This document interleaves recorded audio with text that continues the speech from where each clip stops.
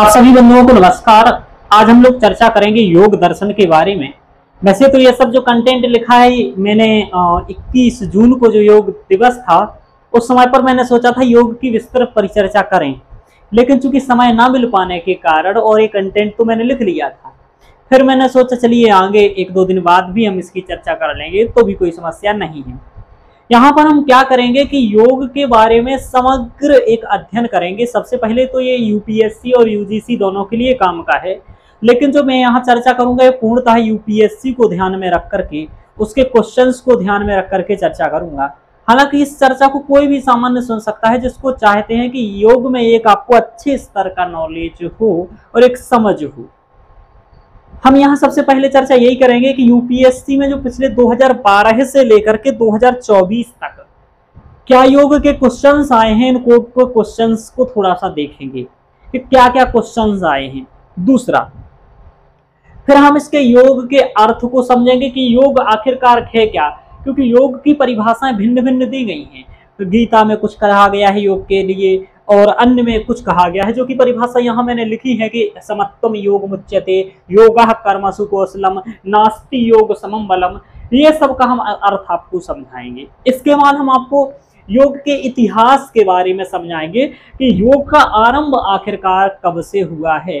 वैसे अभी यूजीसी का पेपर हुआ है 25 तारीख को, उसमें भी ये पूछा था कि योग के प्रवर्तक कौन है, तो बहुत आसान था, पतंजलि है। और फिर हम समझेंगे कि योग के में हड़प्पा काल में क्या रहा, वैदिक में क्या रहा, उपनिषद में क्या रहा। फिर हम यहाँ देखेंगे पतंजलि का जो योग सूत्र है, उस पतंजलि का योग सूत्र में योग की जो अष्टांग योग की अवधारणा रही, वो अष्टांग योग की अवधारणा क्या है, यम क्या है, नियम क्या है, आसन क्या है, प्राणायाम क्या है, धारणा क्या है, ध्यान क्या है, समाधि क्या है, इन सबको बहुत अच्छे से समझेंगे। उसके बाद फिर हम समझेंगे योग की उपकारिता क्या है या महत्व क्या है, क्योंकि अभी एक बार 2021 का जो क्वेश्चन है वो योग की उपकारिता को लेकर के पूछा था कि योग का इंपोर्टेंस क्या है, योग दर्शन का इंपोर्टेंस क्या है। अधिकतर कहा जाता है जो भारतीय दर्शन है हमारे, वह भारतीय दर्शन पारलौकिक चिंतन में ज्यादा विश्वास रखते हैं, यानी कि ऐसे तत्वों का वर्णन चिंतन करते हैं जो आज के समय में उपयोगी नहीं है। जैसे कि ईश्वर की बात करेंगे, आत्मा की बात करेंगे, कार्य कारण के सिद्धांत की बात करेंगे, यानी कि आधुनिक जीवन के व्यवहारिक दर्शन की बात नहीं करते हैं। लेकिन एक चार्वाक दर्शन पूर्णतः आधुनिक लौकिक परिचर्चा करता है।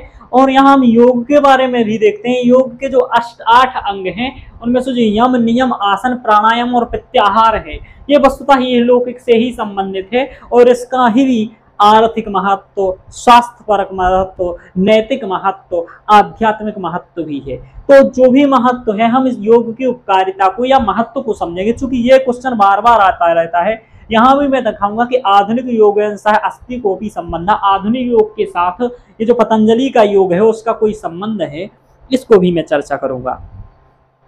इसके बाद मैं क्या करूंगा कि आधुनिक योग से इसका संबंध क्या है वो बताऊंगा। इसके बाद मैं ये भी बताऊंगा कि आधुनिक समय में कौन कौन से व्यक्ति हैं। वैसे तो कुछ व्यक्तियों के नाम ये भी लिखे हैं और साथ में यहाँ भी आपको कुछ संस्थाओं के नाम लिखे हैं। इसके अलावा भी कुछ संस्थाएं हैं, ये संस्थाएं योग के लिए काम कर रही हैं, उनकी भी हम लोग चर्चा करेंगे। इस तरीके से हम लोग कंप्लीट चर्चा करेंगे। यहाँ भी आपने डिटेल्स में ये सब कंटेंट लिखा है, ये सब आपको बताऊंगा। इससे आपको ये मालूम चलेगा कि आपको जब पढ़ना है, अध्ययन करना है तो किस स्तर का करना है और कैसे क्वेश्चंस को समझना है। मैं बिना पीवाईक्यू के कभी चर्चा नहीं करता हूँ, ना ही अपनी क्लासेस में करता हूँ, ना कहीं करता हूँ। तो यहाँ पर आप लोग ये भी समझ लीजिए कि यहाँ पर जिस पैटर्न में मैं पढ़ाऊंगा इसी पैटर्न में मैं क्लास में पढ़ाता हूँ। और ये डेमो क्लास भी आप समझ सकते हैं कि इसी तरीके से आपको डेमो है और इसी तरीके से आपको सेल्फ भी तैयार करना है, तो यही पद्धति आपको अपनानी पड़ेगी। क्या पद्धति? सबसे पहले आप 25 से 30 साल के पीवाईक्यू लिखने का प्रयास करो, देखने का प्रयास करो। हालांकि मैं यहाँ 2012 से केवल 2024 तक के लाया हूँ, क्योंकि मेरी सीमाएं हैं यहाँ पर अभी फिलहाल, जब तक मेरे पास डिजिटल बोर्ड नहीं है, कि मेरे पास केवल इतना ही बोर्ड का स्पेस है और मैं इसी को लेकर के इतना लिख करके ला सकता हूँ। तो जो मूलतः 10-12 वर्ष के क्वेश्चन है मैं वही लाया हूँ। अब देखते हैं क्वेश्चंस को, क्लास आरंभ करते हैं। पहला क्वेश्चन आपका देखिए, यहाँ पढ़िए आप लोग भी और देखिए कुछ चीज हमें यहाँ बताते जाऊंगा, पेन को करके हुए बोलते जाऊंगा, तो आपको बोलने से यदि दिखेगी नहीं तो बोलने से स्पष्ट हो जाएगी वो बात कि मैं ये बोल रहा हूँ, ठीक है, तो वो भी करिएगा। 2012 का क्वेश्चन है, योग शब्दस्य तात्पर्य सम्यक व्याख्याय अष्टांगिको योगो वैसद्येन प्रतिपाद्यताम, कि योग शब्द का तात्पर्य बताइए कि क्या है योग का तात्पर्य, आखिरकार योग कहते किसे हैं। तो आपको कुछ कोटेशंस बता करके योग के अर्थ को बताना है, जैसे कि योगः कर्मसु कौशलम, योगश्चित्तवृत्ति निरोधः, समत्वम योग मुच्यते। इस तरीके से आपको सबसे पहले योग की बारे में समझना है, इसलिए मैंने यहाँ पर सबसे पहले पढ़ाऊंगा भी ये कि योग का अर्थ क्या है आखिरकार। दूसरा फिर कह रहा है योग के शब्द के तात्पर्य को तो बताना ही है, व्याख्या करनी ही है, साथ ही अष्टांगिक योग का चर्चा करनी है आपको, यानी कि दो हैं इसमें, एक तो योग शब्द पर फोकस करिए, दूसरे अष्टांगिक योग पर सब फोकस करिए। दो पार्ट हैं क्वेश्चंस के, लेकिन आपको दो पार्ट नहीं करने हैं, आपको क्वेश्चंस का आंसर लिखने हैं तो वहां पर 3 से 4 करना हो पड़ेगा वहां, हालांकि इसी को वरीयता जाना देना है, लेकिन योग का क्वेश्चंस में आपको महत्व को भी शामिल करना पड़ेगा, भले वो पूछे महत्व अथवा नहीं पूछे। कारण यह है कि आप यदि महत्व का भी 3 से 4 से 5 पॉइंट सम्मिलित करेंगे तो उससे क्या होगा कि आपके नंबर इंप्रूव होंगे और उसको ये समझेगा कि ये योग की व्यवहारिकता को भी समझ रहा है। चलिए, तो ये क्वेश्चन समझ में आया, इसमें योग शब्द का तात्पर्य पूछा और अष्टांगिक को योग के बारे में चर्चा किया। वो अष्टांगिक योग अभी हम लोग यहाँ पर समझेंगे, ये अष्टांगिक योग ही लिखा है यहाँ पर। दूसरा देखो, दूसरे साल क्वेश्चन देखो आप, सेम क्वेश्चंस दूसरे साल भी आया, तो यही जो मैं बार बार आपसे कहता हूं कि 80% क्वेश्चन रिपीटेड होते हैं, वो क्या है, यही है। आप देखो इसमें से आपको 10 साल में एक ही क्वेश्चन 7 बार आया है, यानी कि 10 साल में एक क्वेश्चन 7 बार आया है। ध्यान रखो, दूसरे साल देखो, योग इति शब्दस्य अर्थम विचार्य योगस्य अष्टांगानाम नामानि परिचय पूर्वक लेख्यानि, कि अब इसमें क्या कहा कि 8 जो अष्टांग योग हैं उनके नाम लिखिए परिचय पूर्वक, और योग शब्द के अर्थ को बताइए। 2013 का क्वेश्चन, यानी अगले साल का, यानी कि 2012 के क्वेश्चन पर जो वर्क करके जाता उसको 13 का आसान हो जाता। अब 14 का देखो, 2014 में भी वही क्वेश्चन रिपीट हुआ है। अष्टांग योगस्य अवधारणा 200 परिमितेषु शब्देषु प्रतिपाद्यता, यानी कि अष्टांग योग की अवधारणा आपको 200 शब्दों में बतानी है। आधुनिक योगेन सह अस्ति तस्य अस्ति कोपि संबंधा नवा, कि एक तो आप अष्टांग योग को बताइए, दूसरा ये बताइए कि जो आज ये जो अष्टांग योग पतंजलि ने बताया है, इसका जो आज का योग चलता है जिसमें हम लोग आसन करते हैं, भुजंगासन करते हैं, शीर्षासन करते हैं, इस तरीके से जो आसन करते हैं, रेचक पूरक कुंभक करते हैं, तो इसका संबंध जो आधुनिक योग हम समझ रहे हैं उससे है क्या कोई, तो वो बताना है आपको, इसकी भी चर्चा करेंगे। अगले बार उसने क्या पूछा 2015 में कि नास्ति योग समम बलम इति कथनम वैसद्येन संस्कृत भाषया विवेच्यताम, कि नास्ति योग समम बलम, जो ये है कि योग के समान कोई बल नहीं है, इसको आप बताइए, इसका विवेचन कीजिए, इससे क्या अभिप्राय समझते हैं कि योग कैसा बल है भाई, उस बल को बताइए, योग कैसा मार्ग है, उसकी भी चर्चा करेंगे यहाँ पर। आगे देखो, तो ये एक अर्थ को लेकर के कि यहाँ जो अर्थ पूछ रहा था बार बार, यदि आप पहले ये कोटेशन पढ़ लेते तो आपका हो जाता। जैसे देखो मैं पढ़ाता हूँ तो यहाँ क्या लिखा है, योगश्चित्तवृत्ति निरोधः, ये कभी भी आपसे पूछा जा सकता है भाई। योगः कर्मसु कौशलम, ये भी कभी भी पूछा जा सकता है। समत्वम योग मुच्यते, ये भी कभी भी पूछा जा सकता है। नास्ति योग समबलम, ये भी कभी भी पूछा जा सकता है। योगः समाधि, ये तो इस तरीके से ये कभी भी पूछे जा सकते हैं, इस तरीके से कोटेशंस दे करके और सुक्ति दे करके कि इसको आप बताइए, इसकी व्याख्या कीजिए।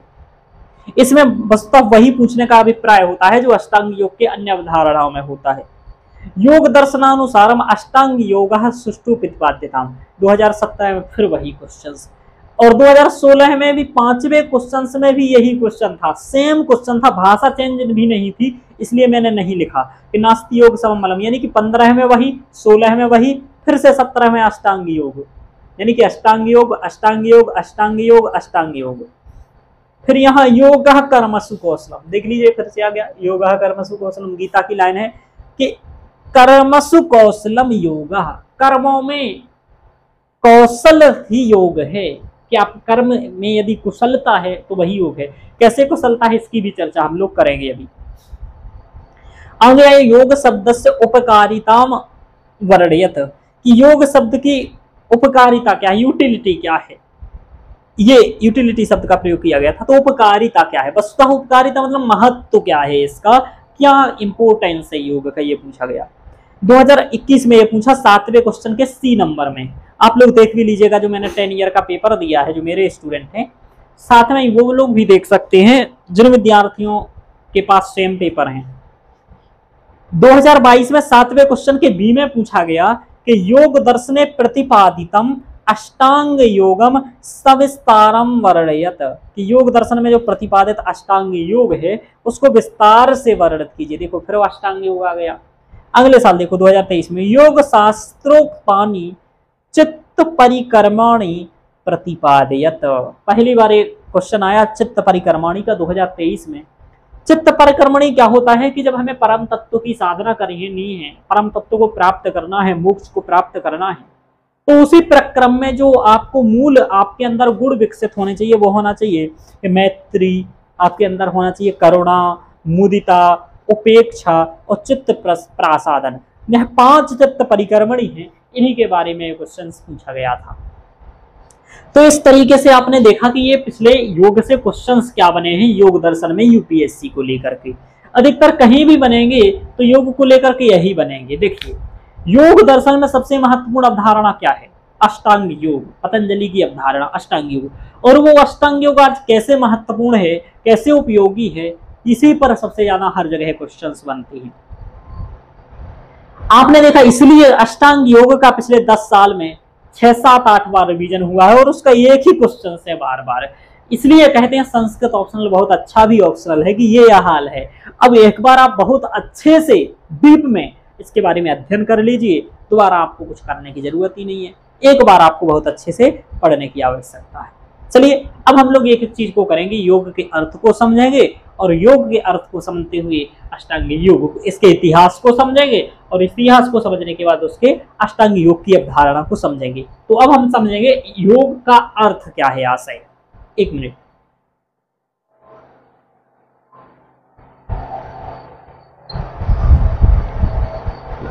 पढ़ाते समय पानी सबसे ज्यादा जरूरी है। जब आप पढ़ाएंगे तो आपका भी गला सूखेगा, तो पढ़ाने में गला सूखता है। चलिए योग क्या होता है, योग छोड़ो यार, संयोग क्या होता है वो बताओ। संयोग मतलब मिलना है ना, और वियोग मतलब अलग होना। संयोग हो गया आपका अच्छा व्यक्ति, जो आपकी गर्लफ्रेंड थी, आप जा रहे हैं और आपको मिल गई तो ये अच्छा संयोग हो गया। लेकिन कोई आपका दुश्मन है जिसको आप देखना तक भी पसंद नहीं करते हो, वो मिल गया तो आप सोचेंगे यार क्या मिल गया, वियोग हो जाए, जल्दी से ये दूर हो जाए, यहां से निकल जाए, है ना। तो योग का अर्थ क्या है, योग का अर्थ होता है मूलतः युज धातु है योग में, युज इसका अर्थ होता है संयोग। योग का मतलब होता है संयोग, यानी कि मिलना। योग मतलब मिलना। किससे मिलना सर, गर्लफ्रेंड से नहीं भाई, परम तत्व से मिलना, परमात्मा से मिलना, अपने साध्य से मिलना, अपने लक्ष्य से मिलना। समझ में आ रहा। तो योग का मतलब है अपने लक्ष्य से मिलना। ये होगा बहुत सरल भाषा, बिना परिभाषा के। योग शब्द का ही मात्रा युज धातु से बना है और योग का अर्थ है मिलना, यानी कि संयोग। वस्तुतः आपको बताऊं योग क्या है, तो योग एक मार्ग है। योग क्या है, योग एक मार्ग है। यहां पर लिखेंगे आपको दिखेगा, योग क्या है, योग एक प्रकार का मार्ग है। कैसे मार्ग है समझाता हूं। आपको दिल्ली जाना है, आपको जाना है मान लीजिए दिल्ली राजधानी अपनी, वहां पर जाने के लिए आपके पास कितना है, एक तो आप सड़क मार्ग से जा सकते हैं, बहुत छोटे शब्द लिख रहा हूं, बोल तो रहा हूं, सड़क मार्ग से जा सकते हैं। दूसरा है आप रेल मार्ग से जाएं, तीसरा है आप प्लेन से जाएं,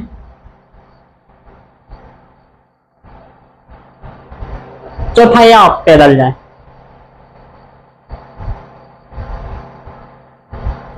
यानी एक सड़क मार्ग, ये रेल मार्ग, ये वायु मार्ग और ये पैदल मार्ग। इससे आप जा सकते हैं।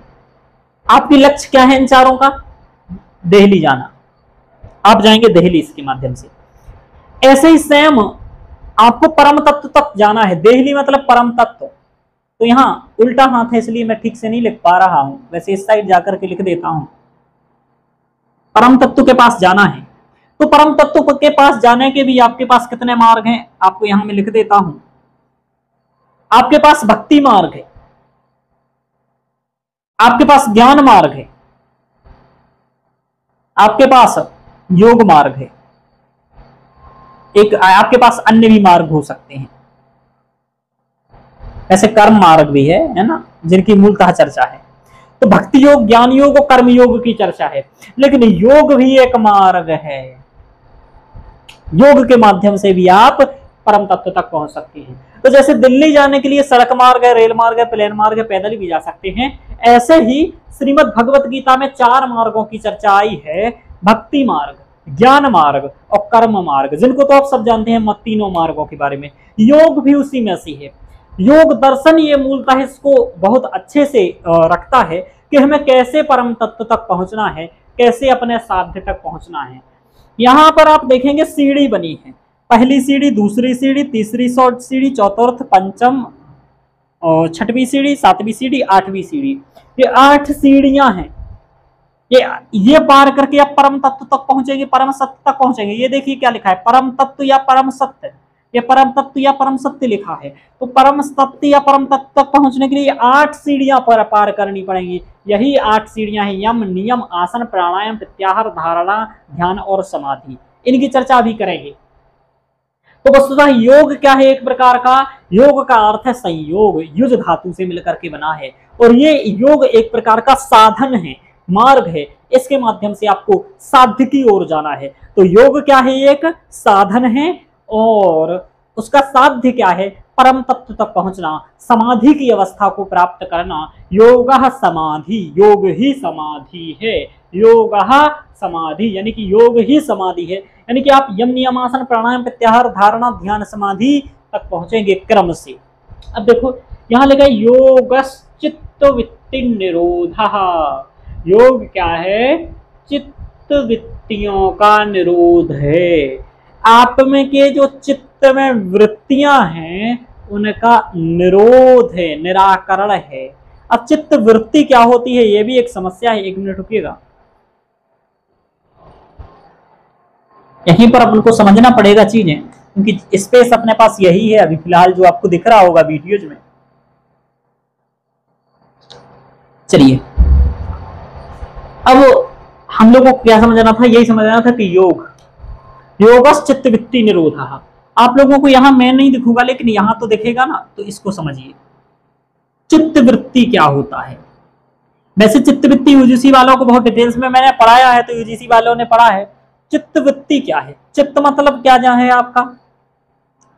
चित्त वस्तुतः चित्त को अनुसंधान वाला कहा गया है, यानी कि आपके बुद्धि में जो स्थित हो जाए, आपकी जिस पर कहे कि ठीक है मैं ये विचार, मेरी ये विचारधारा है, वस्तुतः वही है चित्त वृत्ति, कि मेरा ये विचार है किसी बारे में। और आपकी इसी प्रकार की, कई प्रकार की वो वृत्तियां सकारात्मक भी हो सकती हैं, नकारात्मक भी हो सकती हैं। तो चित्त में आपका स्थित जो विचार है, ठीक है, यानी कि विविध प्रकार के जो संशय हैं, ये संशय जो जब आपके दूर हो जाएं, इनका निरोध हो जाए, वही योग है। विविध प्रकार के प्रश्न हैं, वो प्रश्नों का निरोध हो जाए, यानी कि आपके दिमाग में किसी भी प्रकार की कोई वृत्ति ना रहे। आप किसी के बारे में नहीं, मतलब कि हमें खाना है, पीना है, ये करना है, वो करना है, केवल एकमात्र वृत्ति रहे, वो है परम तत्व। परम तत्व के बारे में मात्र आप सोचें, वही योग की अवस्था है। और उसके लिए चित्त की वृत्तियों का, यानी कि आपका मन 20 चीजों में चलता है, ये कर लें, ये कर लें, ये ना कर लें, यहाँ ऐसा, वहां ऐसा, इन सभी प्रश्न खत्म हो जाए, यानी कि आपकी मेमोरी डिलीट हो जाए कंप्लीट। एक ही केवल आपके पास कंटेंट रही, उसका चिंतन करना है। जैसे आपके मोबाइल में 100 फोटोज हैं, 100 फोटोज वैसे 99 डिलीट हो जाए, केवल एक ही रहे, परम तत्व। बस यही योग है कि केवल चित्त की वृत्तियों का निरोध ही योग है। ये तो मैंने बहुत सरल बताया, चूंकि अभी हम इसको पढ़ नहीं रहे हैं, इसका ही जब हम पढ़ते हैं तो कम से कम 30 से 40 मिनट इसी में लगेंगे, लेक्चर होगा आपका। तो इसको अभी फिलहाल हम नहीं पढ़ेंगे, यहाँ पर ध्यान रखिएगा। तो ये समझा चित्त की वृत्ति का निरोध ही योग है। अब योगः कर्मसु कौशलम, अपने कर्मों में कुशलता ही योग है। कर्मों में कुशलता का मतलब है कि आप सत्कर्मों में कुशलता करें, जो आप कार्य कर रहे हैं उस कर्म में श्रेष्ठता को हासिल करना, उच्चतम स्तर को हासिल करना ही योग है। यानी कि योग आपको परिपक्व बनाता है, निरंतरता प्रदान करवाता है। उस परिपक्वता के माध्यम से आप उस कर्म में परिपक्व हो जाते हैं, निरंतर कार्य करेंगे। योग के माध्यम से आप प्रयास करेंगे तो आप आसनों को भी बेहतर करने लगते हैं। उसका योग आपको रेगुलर करेंगे तो आप साध्य तक पहुंचेंगे। ये कहना चाह रहा है कि कर्मसु, कर्मों में कुशलता ही योग है।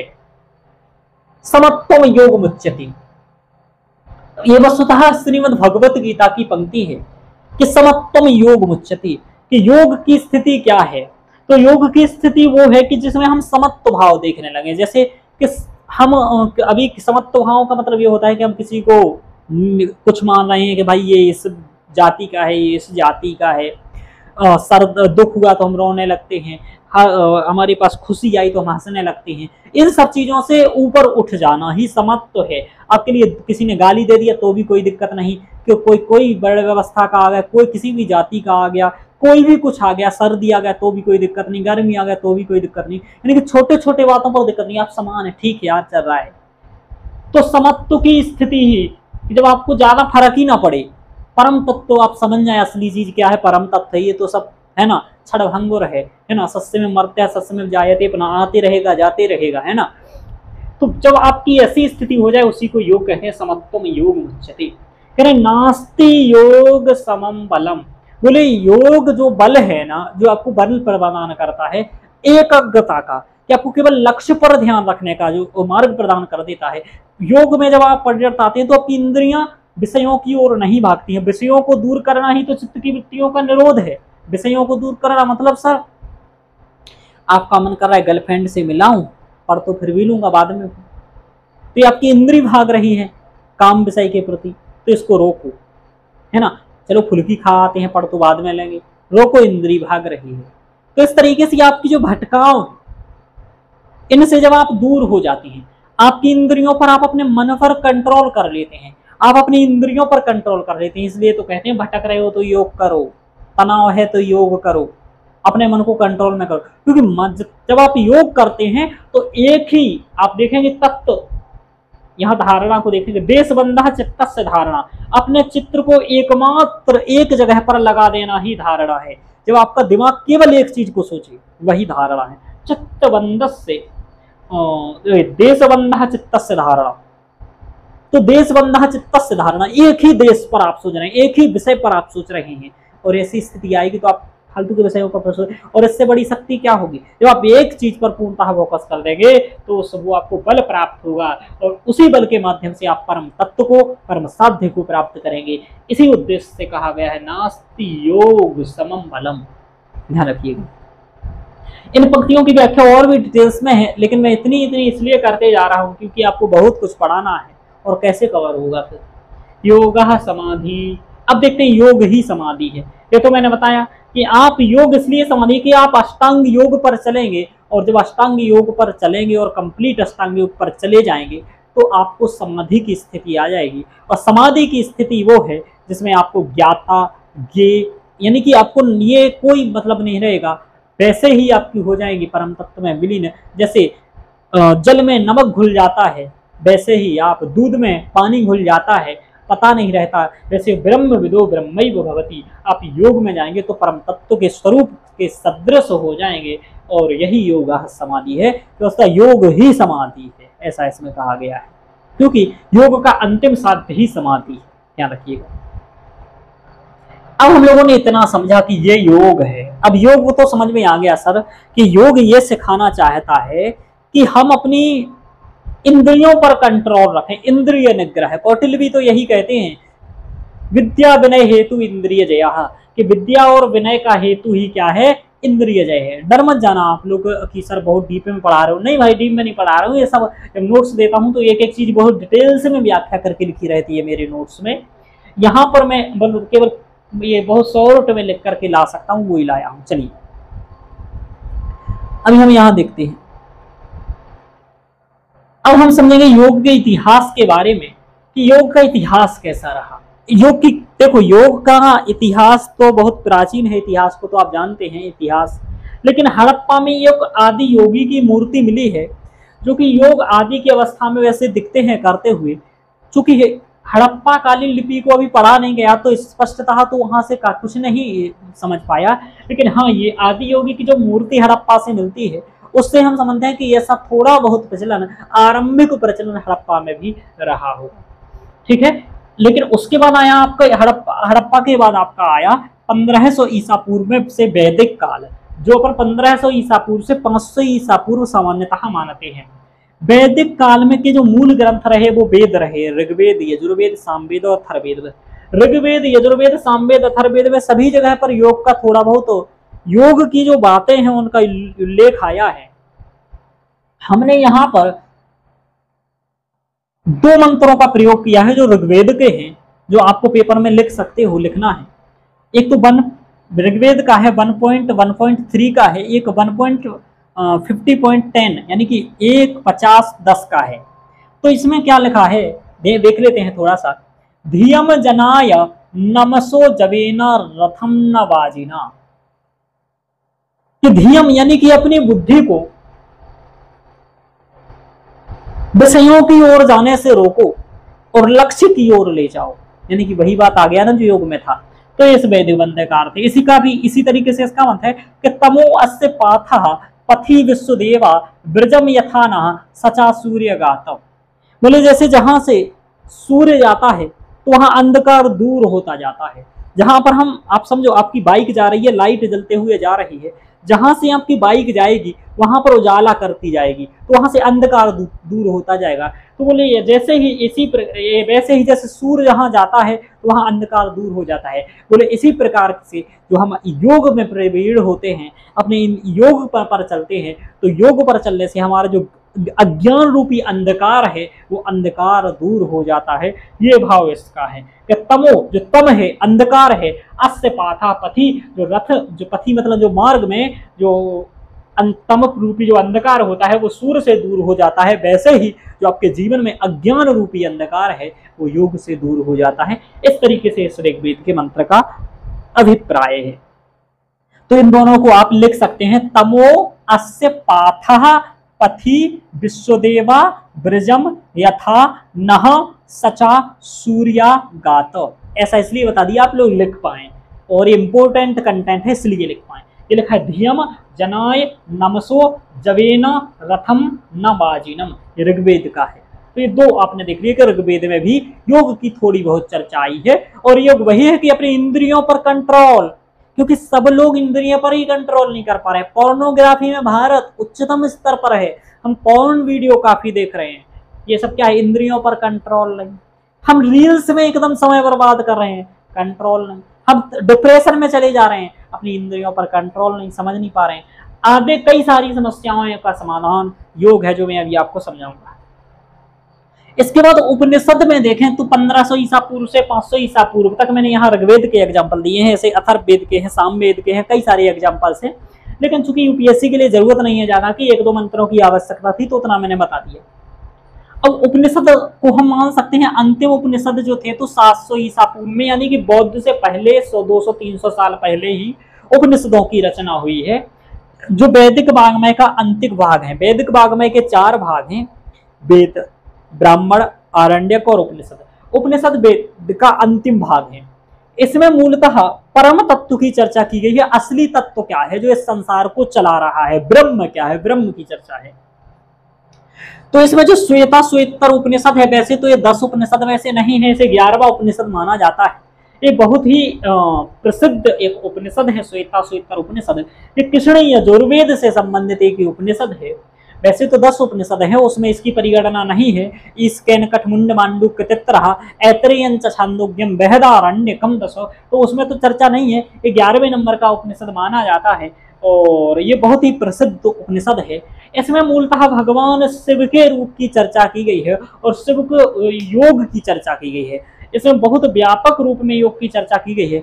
यहाँ पर मैंने थोड़ा सा ही लिखा है कि न तस्य रोगो न जरा न मृत्यु प्राप्तस्य योगाग्निमयम शरीरम, कि वहां पर न जरा आएगी यानी कि बुढ़ापा आता है, न मृत्यु आती है, न तस्य रोगो न रोग आता है, न तस्य रोगो न जरा न मृत्यु प्राप्तस्य योगाग्निमयम शरीरम, यानी कि जो योग ऐसी चीज है जिससे नहीं आपको अचानक कोई रोग आ जाएगा, जैसे कि हार्ट अटैक आने लगे हैं, अल्प मृत्यु हो जाती है आपकी। अल्प मृत्यु ये कि देखो समय से मृत्यु तो सबकी आएगी, अमर नहीं हो जाओगे योग करके, हाँ, लेकिन जो ये अल्पकालिक मृत्यु होती है ऐसी मृत्यु नहीं आएगी। आप बीमार होकर के मर रहे हैं, आप हार्ट अटैक हो रहे हैं, आप दिल से मजबूत होंगे, चीजों में मजबूत होंगे, मानसिक सुदृढ़ता आपको होगी। हार्वर्ड जैसी यूनिवर्सिटी ने कहा है कि योग मानसिक स्वास्थ्य के लिए सबसे ज्यादा आवश्यक है। यानी कि उसने दो बातें कही हैं हार्वर्ड और MIT ने कि साइकोलॉजी के लिए योग बहुत अच्छी चीज है। तो अभी इसकी महत्ता को जब बताएंगे, ये सब बातें तथ्य भी आपको देंगे, तो वो हो गया। तो श्वेताश्वतर उपनिषद की कई सारी पंक्तियां, मैंने तो एक ही पंक्ति यहाँ बताई है कि न तस्य रोगो न जरा न मृत्यु प्राप्तस्य योगाग्निमयम शरीरम। इस तरीके से योग के बारे में उपनिषद में भी चर्चा है और योग को एक महत्वपूर्ण साधन माना गया है परम तत्व तक पहुंचने का। क्योंकि परम तत्व तक आपको अपने साध्य तक पहुंचना है तो अपनी इंद्रियों पर कंट्रोल करना ही पड़ेगा, यही एक सच्चाई है। इंद्रिय निग्रह करना पड़ेगा। गीता में भी ये बात आई है, तो गीता की भी बात कर लेते हैं। गीता महाभारत का है, उसमें कहा गया योगस्था कुरु कर्माणि संगम त्यक्त्वा धनंजय, है ना। उसी के एक लाइन ये समत्वम योग मुच्यते भी इसी का लाइन है। तो योगस्था कुरु कर्माणि, एक मिनट मुझे भी याद नहीं आ पा रहा है, योगस्था कुरु कर्माणि संगम त्यक्त्वा धनंजय, याद नहीं आ रहा है कंप्लीट, एडिटिंग करेंगे तो ये आपको लगा देंगे, मुझे भी याद नहीं आ रहा है, आप लोगों को आता होगा कई लोगों को, मुझे अभी अचानक याद नहीं आ रहा है। योगस्था कुरु कर्माणि संगम त्यक्त्वा धनंजय, है ना। और फिर लास्ट में है समत्वम योग मुच्यते, तीसरी लाइन इसकी याद नहीं आ रही, आप देख लीजिए, योगस्था कुरु कर्माणि संगम त्यक्त्वा धनंजय समो भूत्वा समत्वम योग मुच्यते, कुछ ऐसा है इसमें, देख लीजिएगा, आप लोग सर्च कर लीजिएगा एक बार गूगल पर, है ना। मैं गूगल नहीं हूँ भाई, सब कुछ रट के आऊँ।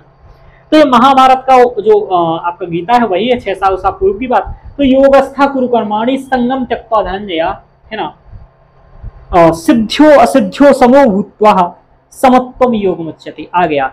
देखो इसका अर्थ ये है कि योगस्था कुरु कर्माणि, कि हे अर्जुन आप योग में स्थित होकर के कर्म करो, योग अवस्था में जाकर के कर्म करो, यानी इंद्रिय निग्रह करके विविध प्रकार के प्रश्नों के छोड़ करके कर्म करो। योगस्था कुरु कर्माणि संगम त्यक्त्वा धनंजय, और ये जो आपकी समस्या इनको त्याग करो, जो आपकी जो विविध प्रकार के मानसिक चल रहा है, जिसमें आपको ये चल रहा है कि ये हमारे परिवार का है, ये हमारा ये है, इसको दूर करो, इसको त्याग करो। संगम त्यक्त्वा धनंजय, सिद्धि और असिद्धि, सफलता असफलता समो भूत्वा, यदि आपको सफलता मिलती है या असफलता मिलती है समान रहो, हारते हो जीतते हो समान रहो। सिद्ध्यो असिद्ध्यो समो भूत्वा समत्वम योग मुच्यते, और जब ऐसी स्थिति हो जाती है कि सर्दी हो गर्मी हो, अपना हो पराया हो, सिद्धि हो असिद्धि हो, सफलता असफलता हो, ज्यादा फर्क ना पड़े, इसी को समत्वम योग मुच्यते, इसी को समत्व कहते हैं, ऐसा गीता में उल्लेख आया है। तो चलिए सर को श्लोक भी याद आ गया, योगस्था कुरु कर्माणि संगम त्यक्त्वा धनंजय सिद्ध्यो असिद्ध्यो समो भूत्वा समत्वम योग मुच्यते, ये श्लोक आप लोग लिख सकते हैं ना। चलिए अब आया, इसके बाद भी गीता में और भी योग की काफी चर्चा है, योग की विविध प्रकार की चर्चा है, लेकिन यहाँ पर आगे देखते हैं हम लोग पतंजलि ने अब आया। अब हम लोग पतंजलि पर आते हैं। ये सब क्यों बताया, योग का विकास इसलिए कि योग चलता रहा, यानी कि योग हड़प्पा में थोड़ा सा, आदि योगी का वैदिक काल में, उपनिषद में भी योग का श्वेताश्वतर उपनिषद जैसों में काफी चर्चा रही। न तस्य रोगो, ये इसका मैंने बता दिया। इसके बाद गीता में भी व्यापक स्तर पर चर्चा है, और ये मैंने बताया योगस्था कुरु कर्माणि संगम त्यक्त्वा धनंजय सिद्ध्यो सिद्ध्यो समो भूत्वा समत्वम योग मुच्यते। इसके बाद 150 ईसा पूर्व जब पुष्यमित्र शुंग थे, पुष्यमित्र शुंग के ही समय में पतंजलि थे, क्योंकि इनका आता है पुष्यमित्र शुंग याजयामः, ऐसा उल्लेख आता है कि हम आओ हम यहाँ पर हम पुष्यमित्र शुंग को यज्ञ कराते हैं। ऐसा पतंजलि जी ने, ऐसा उल्लेख आता है कि अश्वमेध यज्ञ पतंजलि जी ने पुष्यमित्र को कराया था। यस, इस तरीके से। तो ये 150 ईसा पूर्व इनका समय है, और पतंजलि ने ही, यही वही पतंजलि है जिन्होंने महाभाष्य लिखा है व्याकरण का। यही वो पतंजलि है जिन्होंने क्या लिखा है, योग सूत्र लिखा है, जिसमें 195 सूत्र हैं, ये मैंने लिखा भी है। और उस योग सूत्र में 4 पाद हैं, जिनका नाम है समाधिपाद, साधनपाद और विभूतिपाद और कैवल्यपाद। समाधि, साधन, विभूति और कैवल्य, ये 4 पाद भी हैं। यही योग सूत्र है। तो योग सूत्र का भी परिचय है।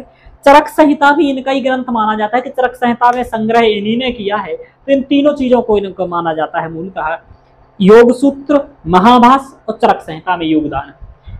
जो योग सूत्र है उसमें 4 पाद है, मैंने बताया अभी आपको, समाधिपाद, साधनपाद, विभूतिपाद और कैवल्यपाद।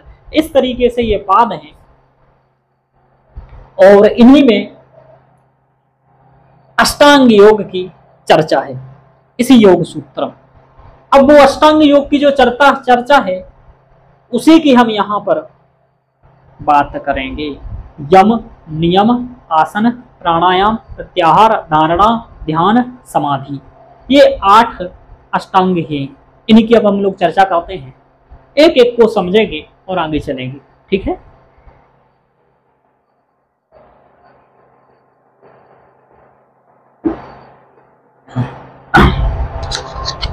चलिए, देखिए यहां लिखा है यम, नाम आपको रखना है। एक ही लाइन में क्यों लिखा है यहां तक सब?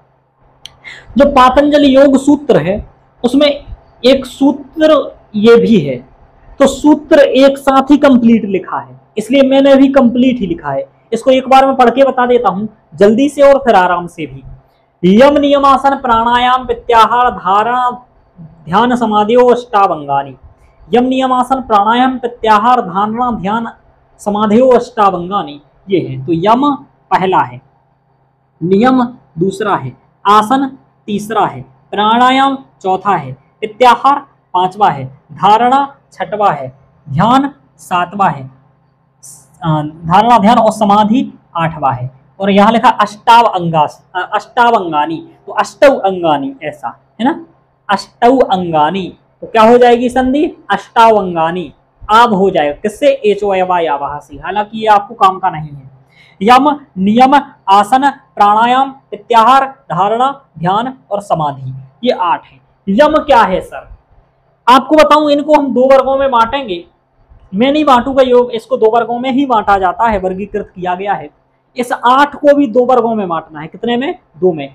एक तरफ रखने हैं ये यम, नियम, आसन, प्राणायाम और प्रत्याहार, यानी कि ये जो बाह्य और आंतरिक, इनको 2 भाग में बांटना है। यानी कि एक तो आपको आंतरिक मानसिक शुद्धता तब होगी जब आपके शरीर में शुद्धता हो, यानी कि शारीरिक शुद्धि हो, यानी कि बाह्य स्वच्छता हो, तभी आंतरिक स्वच्छता होगी। तो ये जो शुरुआत के 5 हैं बाह्य स्वच्छता से संबंधित हैं, बाह्य योग हैं, और जो बाकी शेष 3 हैं धारणा, ध्यान और समाधि, ये आंतरिक योग हैं, आंतरिक पक्ष है।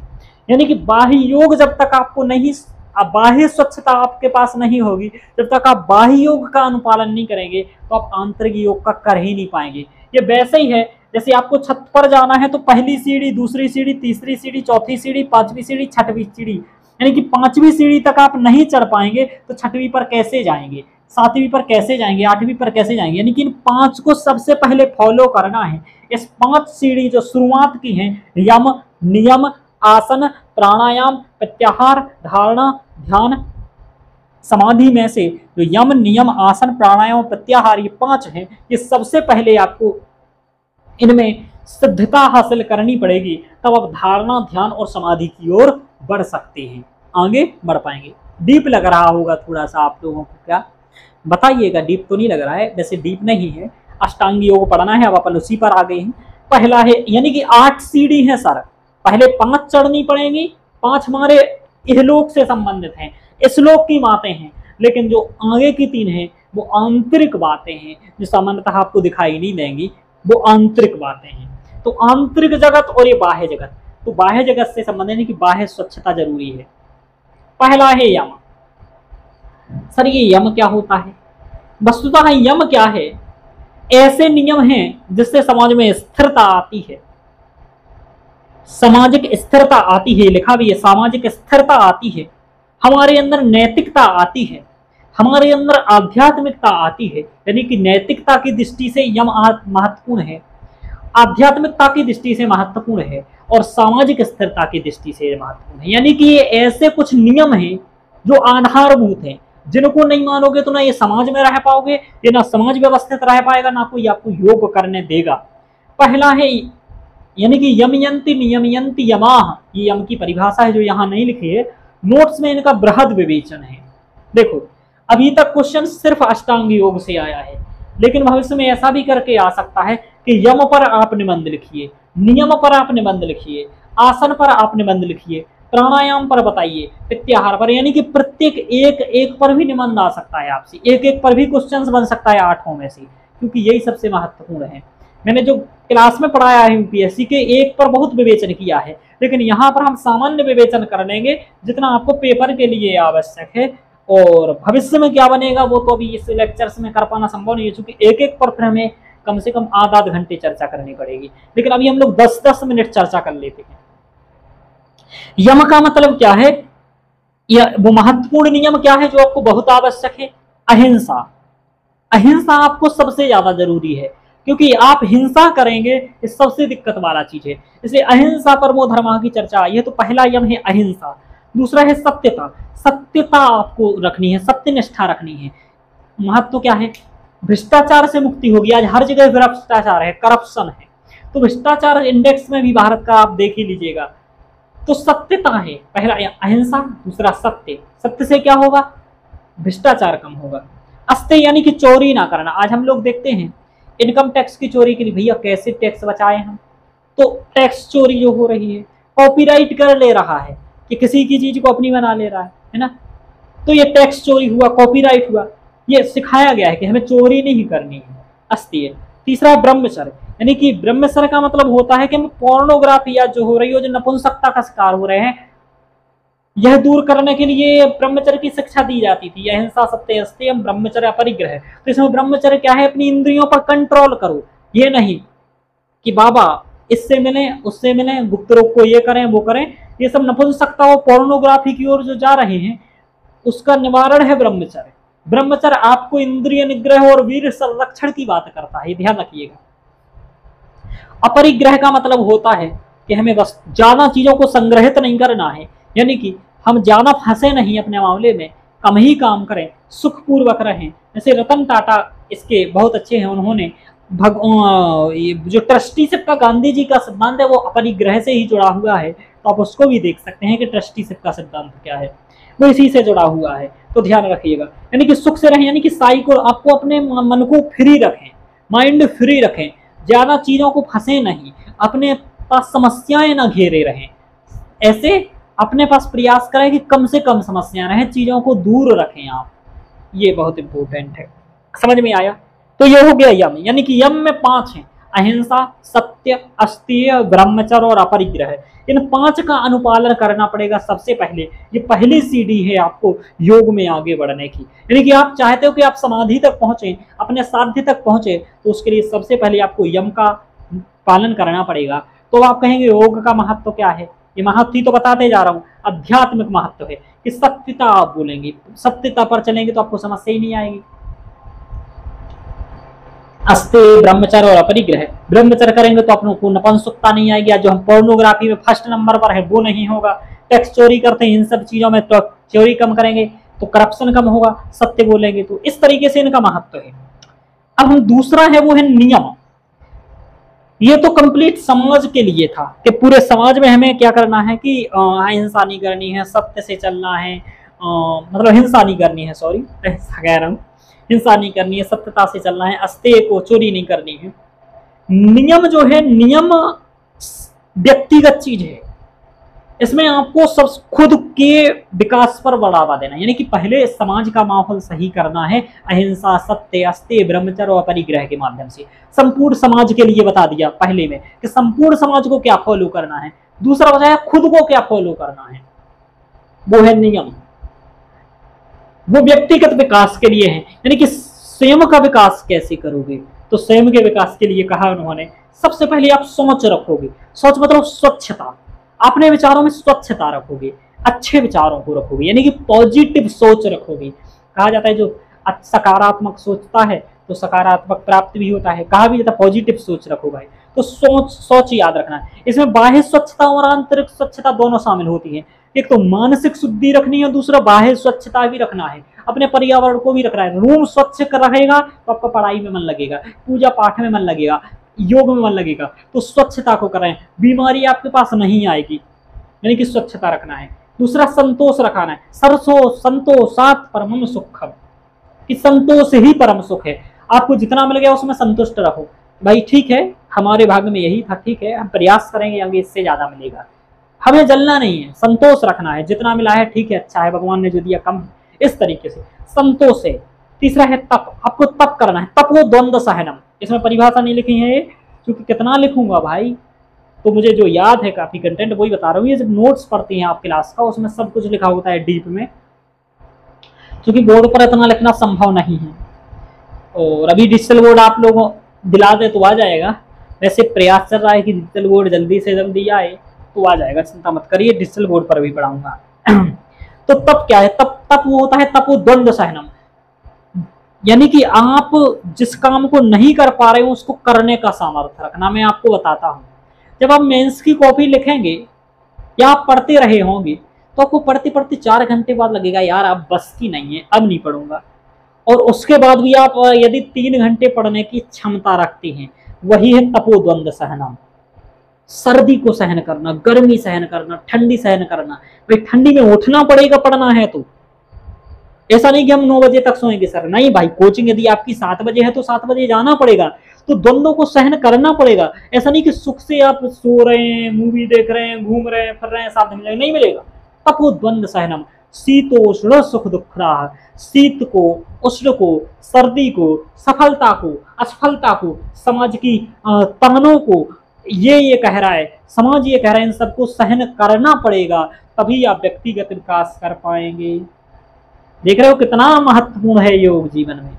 ये है आपका नियम, सोच, संतोष, तप हो गया। स्वाध्याय, स्वाध्याय करना है। स्वाध्याय मतलब आपको श्रेष्ठ ग्रंथों का, अच्छे ग्रंथों का अध्ययन करना है, उनको अध्ययन करना है, पढ़ना है, उनका चिंतन करना है, मनन करना है। क्योंकि कहा जाता है कि महाजनो येन गता सपंथा, कि महान लोग जिस रास्ते पर गए हैं, ये कहा गया है महाभारत में, महान लोग जिस रास्ते पर गए हैं उस पर यदि हम चलते हैं तो हम अच्छे ही रास्ते पर चलेंगे।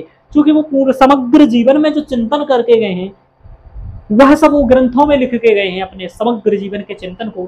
तो वो हमें क्या करना है, उसका अध्ययन करना है। इससे हम अपने मानसिक विकास को परिणत कर पाएंगे, ये स्वाध्याय कहा। और फिर ईश्वर प्राणिधान, कि चूंकि हम ईश्वर का चिंतन करना है, ईश्वर से चिंतन करेंगे तो हम नकारात्मक कर्मों को कम करेंगे, गलत कर्मों की ओर कम जाएंगे। तो ईश्वर प्राणिधान, इस तरीके से नियम में है शौच, संतोष, तप, स्वाध्याय, ईश्वर प्राणिधान। ये आपको व्यक्तिगत रूप से मानसिक सुदृढ़ता प्रदान करेगा। सामाजिक सुदृढ़ता यम कर रहा है, नियम क्या कर रहा है, व्यक्ति को मानसिक विकास कर रहा है। व्यक्ति का मानसिक सुदृढ़ता के लिए महत्वपूर्ण है सोच, संतोष, तप, स्वाध्याय, ईश्वर प्राणिधान। यह महत्व यहाँ लिखा है कि व्यक्तिगत विकास होगा। अब है तीसरा आसन। आसन सिद्धि क्या है?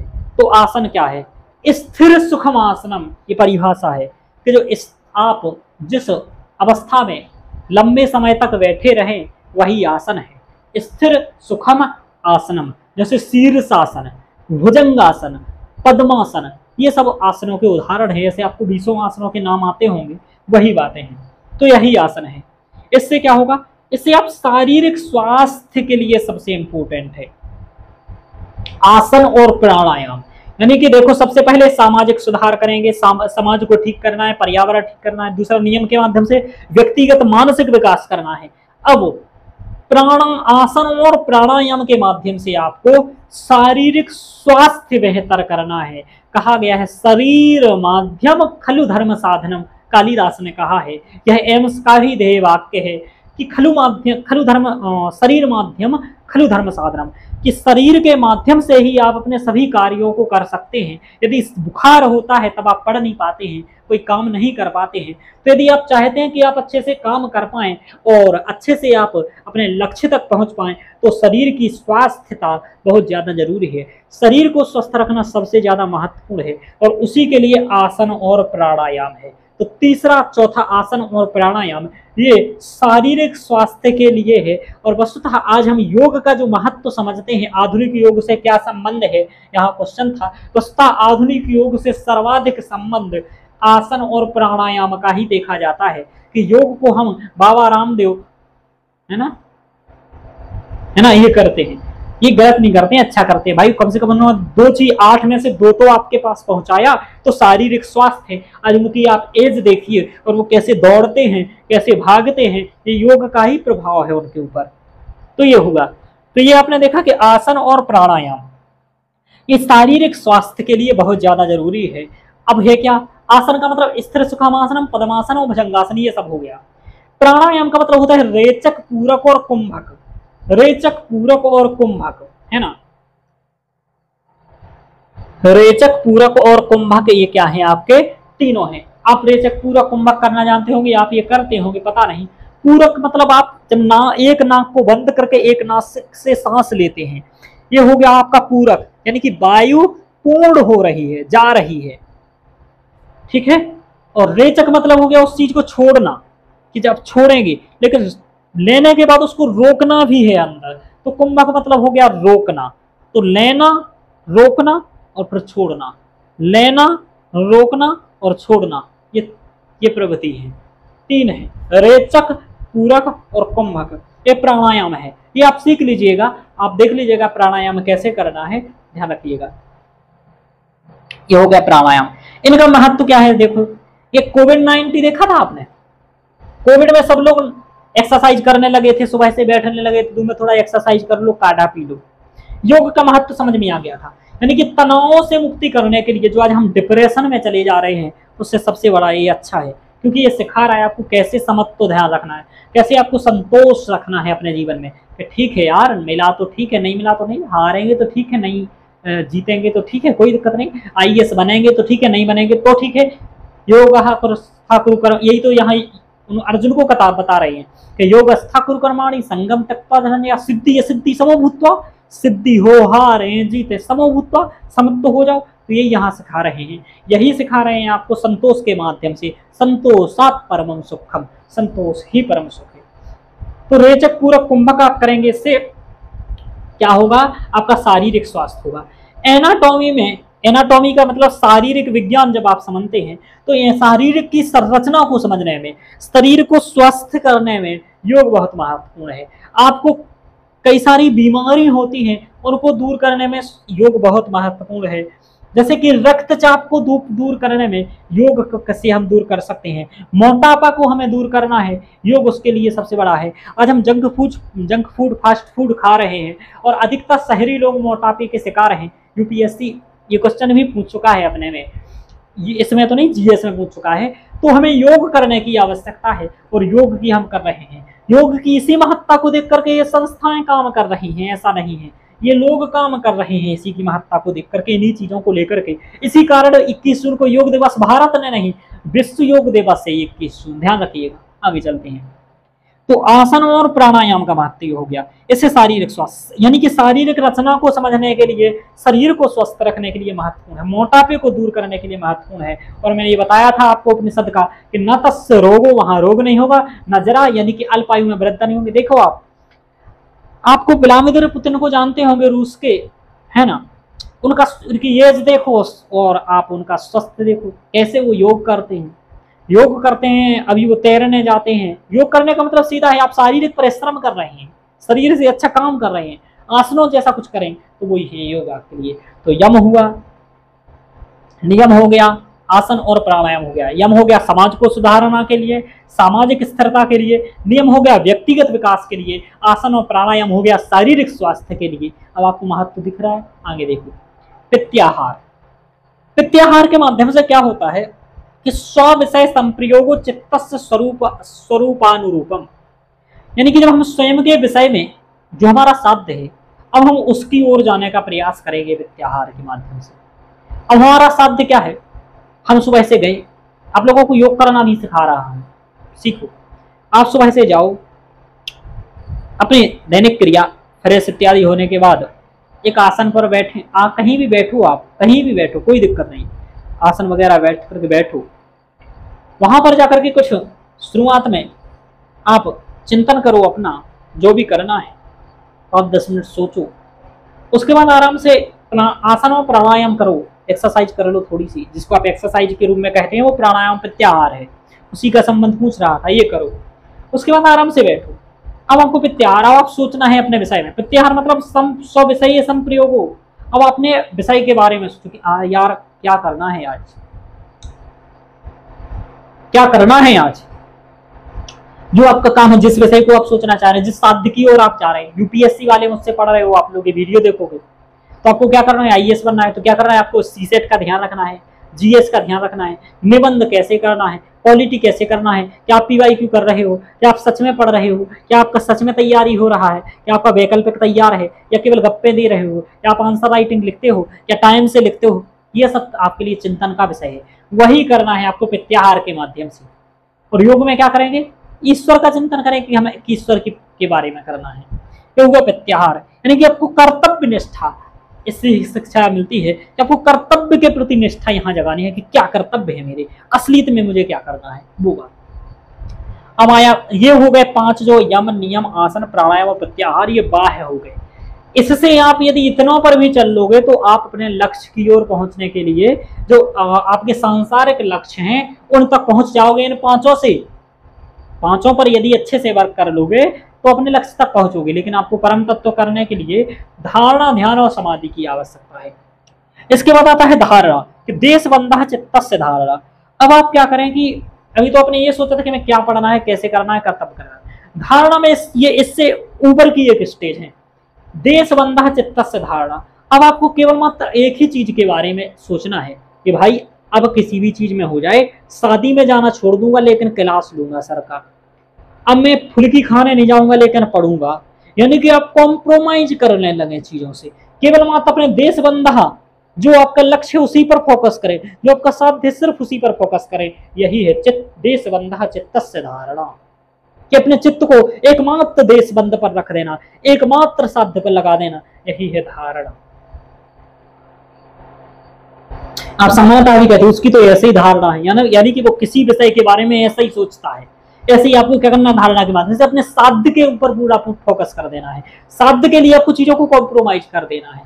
धारणा हो गया। अब ध्यान, तत्र एकतानता ध्यानम, ध्यान वो होता है, अब आपको याद ही नहीं आ रहा कि फुल्की खाने भी जाना है, रिश्तेदारी में ही जाना है, आपको सिर्फ केवल एक ही चीज याद है कि भैया पढ़ना है, मतलब पढ़ना है। अभी तक तो आपको ध्यान में ही आ रहा था, आपको आप जबरदस्ती कंट्रोल कर रहे थे इसमें, धारणा में, कि भाई भाग रही इंद्रिय कंट्रोल करना है।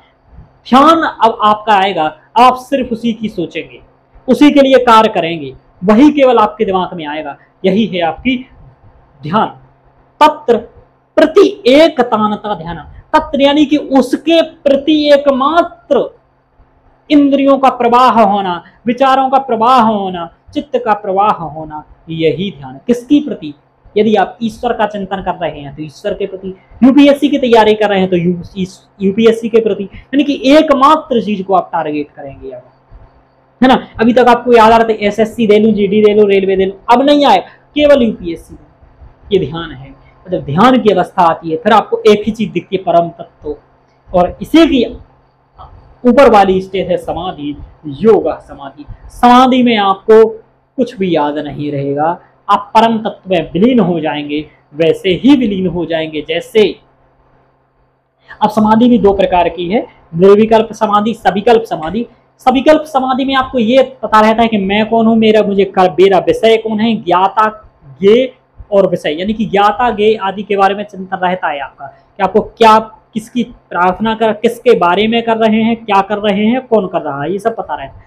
लेकिन निर्विकल्प समाधि में आपको कुछ भी याद नहीं रहेगा, ज्ञाता ज्ञेय सब भूल जाएंगे आप, केवल परम तत्व में विलीन हो जाएंगे। वैसे ही जैसे दूध में नमक घुल जाता है तो पानी में नमक घुल जाता है, तो पानी और नमक को हम अलग नहीं समझ पाते हैं कि इसमें नमक है या नहीं है, वैसे ही जब आप परम समाधि की ओर पहुंच जाएंगे तो आपको परम तत्व का और अपना ध्यान नहीं रहेगा और आप उसमें विलीन हो जाएंगे। यानी कि समाधि वो है जब आप एक ही चीज पर फोकस करेंगे और फिर आप इंटरव्यू पास कर जाएंगे तो आप आईएएस बन जाएंगे, फिर आपको दूसरे आईएएस में और खुद में कोई अंतर नहीं लगेगा, आप कहेंगे अपना ही भगवान छी, है ना, ऐसा कुछ कहेंगे।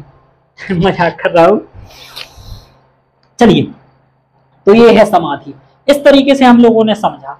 अब ऊपर वालों का क्या महत्व है, देखो इन 5 का महत्व में आपको साथ में बताया गया। देखो सामाजिक महत्व बताया मैंने, आध्यात्मिक महत्व बताया मैंने, नैतिक महत्व बताया मैंने, भ्रष्टाचार को दूर करना, टैक्स को दूर करना, आर्थिक महत्व बताया मैंने, नपुंसकता पोर्नोग्राफी को दूर, ये जो कुरीतियां चल रही हैं इनको बताया मैंने, शारीरिक स्वास्थ्य को मैंने बताया कि तनाव को दूर करना है, रक्तचाप को दूर करना है, मोटापा को दूर करना है, जो आपका हार्ट अटैक, इन सभी को दूर करने के लिए ऐसे और सही कई सारी चीजें होती हैं जिनको दूर करने के लिए योग बहुत महत्वपूर्ण है। ध्यान रखिएगा, उस कई सारे रोग दूर होते हैं। और